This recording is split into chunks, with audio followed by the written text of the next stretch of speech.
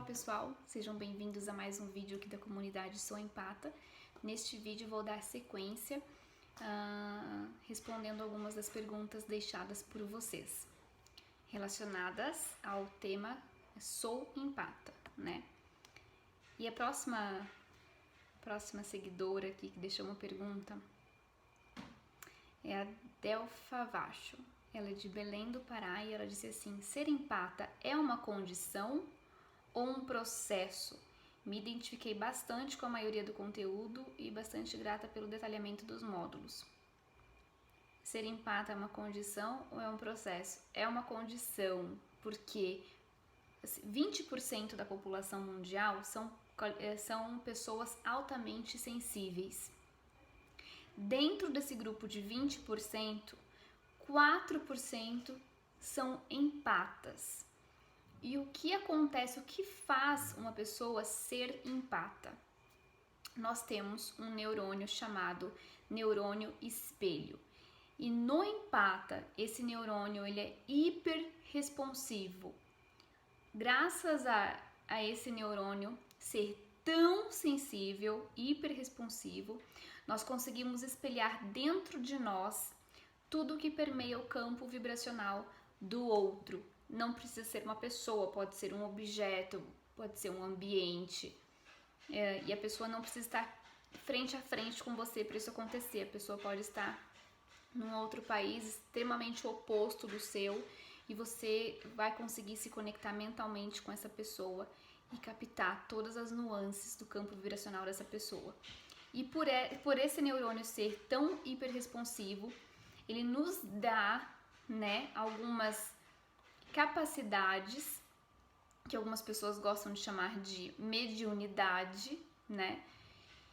E, por exemplo, uma intuição extremamente afiada, onde a gente consegue se conectar com uma palavra, um tema, uma situação e já saber o que está ali por trás, o que pode acontecer, se eu devo ou não devo fazer. É um monte de informações que chegam assim no nosso, eu costumo dizer, no meu mental, né? A gente vai fazendo um download de várias informações quando a gente se conecta com um assunto, por exemplo, e a minha intuição diz para não fazer, para não ir, ou para não fechar esse negócio, ou para não, né, criar uma intimidade muito grande com essa pessoa. Enfim, N situações em que a nossa intuição se apresenta extremamente forte.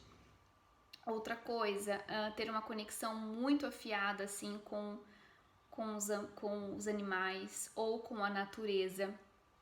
Isso também é um dos dons do empata. Nós conseguimos ter trocar um olhar ali com um animalzinho e estabelecer uma conexão muito profunda, como se fosse de alma, assim. Não é uma coisa que fica na superfície, aquela conexão rasa, não, uma conexão profunda. Eu não tenho tanto isso com os animais, mas eu tenho com as árvores. Então eu consigo estabelecer uma conexão com a árvore que, assim, é fora de sério, é extremamente profunda. Eu consigo praticamente bater um papo com a árvore e fazer uma comunicação ao ponto de receber respostas para algo que eu preciso e de conseguir liberar emoções, enfim, várias coisas acontecem nessa comunicação. Então, para ficar breve aqui, para não entrar muito na área dos dons dos empatas, esse é um outro post só para isso, mas assim, é uma condição, é um processo, é uma condição por conta do neurônio espelho ser hiperresponsivo. Esse neurônio espelho não depende de ser mais responsivo em alguns empatas, menos responsivos em outros empatas. É uma questão dele ser hiperresponsivo. Isso torna você empata e é genética. Então você não foi assim, uma coisa aleatória. Não, isso é genética. Pode ter sido uma pessoa que você nem chegou a conhecer na sua família que também é empata. Então você está na carga genética esse neurônio espelho ser hiperresponsivo. Adenir Matos: sou de Guarapuava, Paraná. Gostaria de saber a diferença do empata e do médium. Mediunidade, a gente já... Quando eu ouço a palavra mediunidade, eu já penso logo em psicografia, incorporação, dentre outras que a gente costuma ver na religião espírita, né, no espiritismo. Então, agora, não existe empata que fala assim, que incorpore, né, e que isso faça dele um empata. Então, mediunidade é uma pessoa que tem essas características nas quais a gente vê amplamente sendo difundida aqui na religião espírita. Por exemplo, se você incorpora, não é porque você incorpora que você é empata, uma coisa não tem nada a ver com a outra. Então, mediunidade é a mediunidade que a gente conhece mesmo, dos dons dos médios, da comunicação com os espíritos, de ver os espíritos, de não ter o véu, literalmente, sabe? O véu que separa as dimensões e as frequências. O médium, ele não tem esse véu, ou tem, mas muito pouco, então ele consegue ter um contato muito amplo com o outro lado, com uma outra dimensão, a dimensão não física. Nós aqui estamos na dimensão física, eu consigo ver e tocar tudo que é físico. O médium, se tiver, com certeza tem alguns espíritos, né? Alguns seres no mesmo ambiente, o médium consegue se conectar, até ver, até conversar, quiçá até incorporar. Isso são mediunidades, dentre outras. Eu nunca me aprofundei no espiritismo, mas se você fazer uma busca de mediunidade, você vai encontrar uma vasta dimensão de fatores que ocorrem com os médiums, o que não faz deles empatas, né? Isso não garante, você ter uma mediunidade não garante que você é empata. A minha avó, ela consegue fazer, né, a incorporação, a gente chama de incorporação, mas na verdade é um acoplamento nos chakras, né? Ela faz incorporação, ela consegue ver, ela consegue se comunicar, mas ela não é empata. Até eu diria que a minha avó, ela é uma narcisista. Ela não tem nem empatia direito pelo próximo. Mas ela tem mediunidade. Ela consegue incorporar, ela consegue ver os espíritos, conversar com os espíritos, ver coisas acontecendo no ambiente, e ela não tem empatia, ela não é empata, ela não tem o neurônio espelho hiperresponsivo, ela não consegue sentir o âmago do outro dentro dela, ela não consegue se conectar com o campo do outro dentro dela, entende? Então, mediunidade são alguns fatores que está muito relacionado a você não ter esse véu que nos separa da outra dimensão. Então, é tudo uma coisa só, o médium ele tá aqui e tá lá, né? O empata, não, você ser empata, volto a falar, é um fator que está intrinsecamente ligado ao neurônio espelho. No empata, ele é hiperresponsivo, o que permite com que nós, empata, nos conectemos com o campo vibracional do outro de maneira a absorver para nós tudo que o outro sente, tudo que o outro pensa, inclusive coisas que o outro nem sabe que está sentindo, porque não está no campo consciente, não está na consciência dele, está no inconsciente dele, e o empata consegue se conectar até com as informações do inconsciente da pessoa. Então, acho que ficou bem explicadinho, né? Mediunidade são vários fatores que acarretam de você não ter esse véu que nos separa do mundo físico e do mundo espiritual, né? E você consegue ter essa troca com os seres não encarnados. Empata está ligado ao neurônio espelho hiperresponsivo, qual permite com que nós nos conectemos com o campo vibracional e que nós conseguimos sentir dentro de nós esse campo vibracional de coisas, objetos, pessoas, seres, a natureza, os animais, enfim. Acho que ficou explicadinho. A próxima. Sou de São Paulo, capital, parabéns pela página, gostaria de saber mais como não atrair tanta gente problemática para a minha vida. É a Kátia que perguntou. Kátia, não atrair gente tão problemática para a minha vida. Na verdade, assim, o que acontece? A maioria dos empatas carregam um trauma dentro de si, relacionado a infância ou a adolescência. Ou você passou por um trauma muito grande na sua fase ali da infância ou na fase da adolescência. Eu, no caso, passei nas duas fases. E isso entra num assunto muito extenso de que tudo que a gente passa do útero da nossa mãe até o final dos 7 anos de idade, nós armazenamos com amor incondicional dentro de nós. E quando ficamos adultos, inconscientemente começamos a recriar na nossa vida tudo que foi guardado com amor incondicional. E a gente só guardou com amor incondicional porque até os 7 anos a criança ela não condena, ela não julga, ela simplesmente é um com a fonte, com o Criador, com Deus, como você se sentir mais confortável de chamar, e com o campo vibracional dos pais. Então ela só absorve e armazena, sem julgar, sem condenar, só recebe, né? E armazena. Isso não é apagado. O que você passou até os 7 anos de idade, o que você viu, sentiu, se conectou do campo do seu pai e da sua mãe, onde contém todas as informações reais sobre o que eles verdadeiramente sentem da vida e deles e um do outro, né? Onde não dá para esconder, onde não é controlado ali com a mente, simplesmente as informações estão ali e a criança está conectada com essas informações. E geralmente o empata, ele tem uma mãe ou um pai narcisista e ele passa por uma infância delicada, onde a alta sensibilidade dele não é notada e ainda por cima ele é atropelado.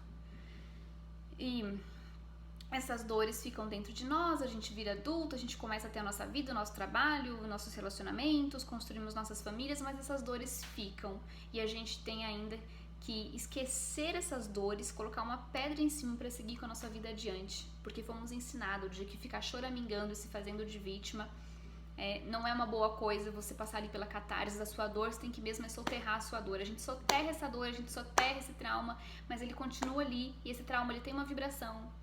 Esse trauma ele não tá soterrado, então acabou, a gente cancela toda anula a vibração dele. Não, ele continua emanando uma vibração. E você continua tendo o seu campo vibracional. Só que tem blocos ali de traumas, de dores que você soterrou. E isso, tudo isso, esse conjunto de informações, montam o seu campo vibracional.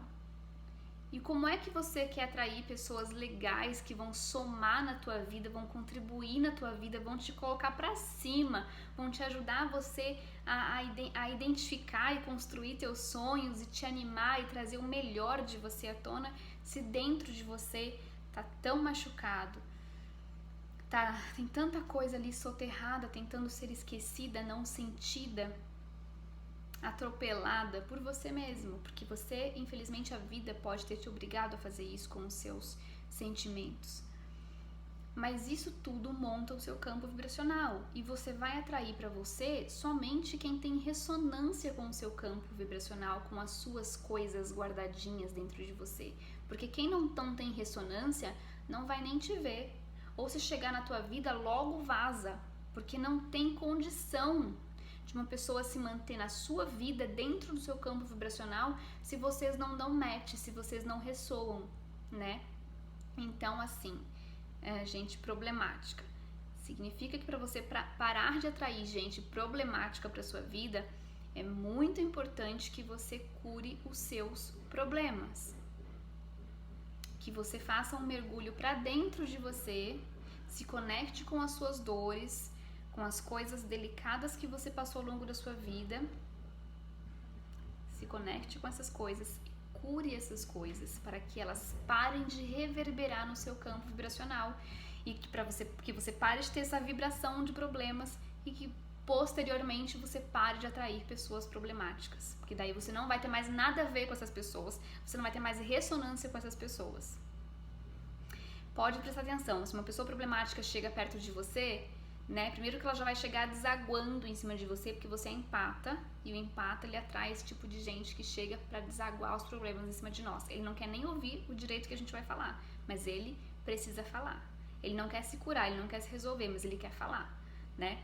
Então, pode prestar atenção quando alguém chega assim para desaguar os problemas em cima de você, você muitas vezes responde o quê? Eu entendo você. Eu sei o que é isso, eu já passei por isso, eu também já tive essa experiência. Você começa a dar um match, literalmente, nos BOs da pessoa. Você já passou por esses BOs também. Isso é o quê? Uma ressonância, tá igual, tá ressoando. Então, se eu não quero atrair gente problemática, eu não quero nem que elas me vejam, eu não posso ter tantos problemas dominando o meu campo vibracional. Problema todo mundo tem. Ninguém é livre de problema. Eu tenho problemas, mas desses problemas não dominam o meu campo. Antes dominavam. Há 4 anos atrás dominavam. Hoje não mais. Mas eu mergulhei em um por um. E eu ressignifiquei um por um, dos pesados, dos grandes, dos dominantes, do que me deixavam ali ferida, né? Próxima pergunta da Priscila Mouri Villanova. Existem formas de diferenciar empata de mediunidade ou qualquer outra definição para sensibilidade espiritual?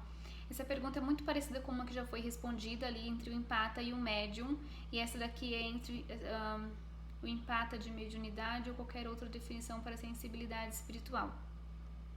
O empata, ele tem muita sensibilidade, até por ele ter o neurônio espelho hiperresponsivo. Nós espelhamos dentro de nós todo o campo vibracional que permeia um objeto, uma roupa, um sapato, uma decoração, um ambiente, uma pessoa, porque tudo tem o seu campo vibracional. E nós espelhamos esse campo dentro de nós. A gente, entendeu? Tipo, vem pra dentro de nós todas as informações de um ambiente ou de uma pessoa. Isso é uma sensibilidade do empata, né? A pessoa altamente sensível, que não chega a ser um empata, ela simplesmente tem as características apenas da pessoa altamente sensível. Ela tem uma sensibilidade no sentir, nos sentimentos dela, no que ela está sentindo, naquele ambiente agitado, ou com aquela pessoa que tem uma vibração densa, ou ela sente muito fortemente os cheiros das coisas. Ela tem uma sensibilidade muito forte para cheiros, para sabores, para textura. É uma sensibilidade muito exacerbada, é uma pessoa altamente sensível. O empata, ele não só tem uma sensibilidade com essas coisas, com o sentir dele com as coisas, como ele sente muito dentro dele todo o restante. Então isso é o que define uma pessoa altamente sensível, um empata. O médium é aquele que não tem esse véu, que faz essa divisão entre o mundo material e o mundo espiritual, e ele consegue ver tudo junto e misturado e ter contato. Alguns fazem um acoplamento ali, né? A incorporação, outros psicografam. Então tem a mediunidade de você ouvir o que o espírito está falando e você vai psicografando, né? Enfim, aí já é outra coisa, outro assunto mesmo, espiritual mesmo. Não é com a pessoa altamente sensível e o empata.